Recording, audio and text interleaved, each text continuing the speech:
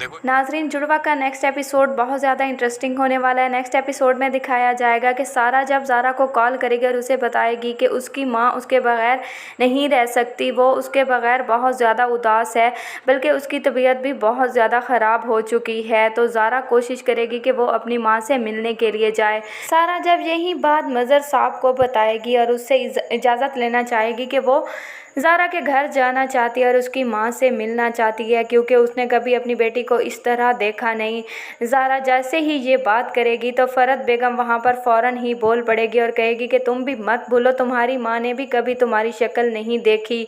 तो सारा वहीं पर यही जवाब देगी। तो सारा वहाँ पर फ़ौरन ही अपनी फूफो को जवाब देगी कि आपने मुझे ये बात भूलने भी कब दी है फूफो।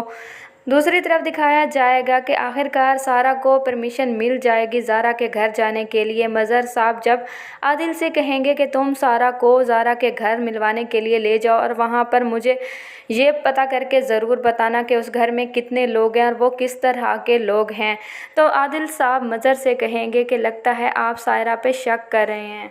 तो सारा के वालिद वहाँ पर मज़र से ये कहेंगे कि ऐसी कोई बात नहीं है, मुझे सारा पे बिल्कुल भी शक नहीं है, बल्कि हर बाप को अपनी बेटियों के मामले में बहुत ज़्यादा मोहतात होना चाहिए। सारा को जब परमिशन मिल जाएगी और वो ज़ारा से मिलने के लिए वहाँ पर पहुँचेगी तो दोनों बेटियों को देखकर शाज़िया और उसके वालिद के तो होश ही उड़ जाएंगे। सारा जब ये सब कुछ देखेगी तो सारा ज़ारा से पूछेगी कि ये कौन है, तो ज़ारा सारा को बताएगी कि ये ही तुम्हारी माँ है। सारा की ये सारी बात सुनकर होश ही उड़ जाएंगे। सारा बहुत ज़्यादा परेशान हो जाएगी।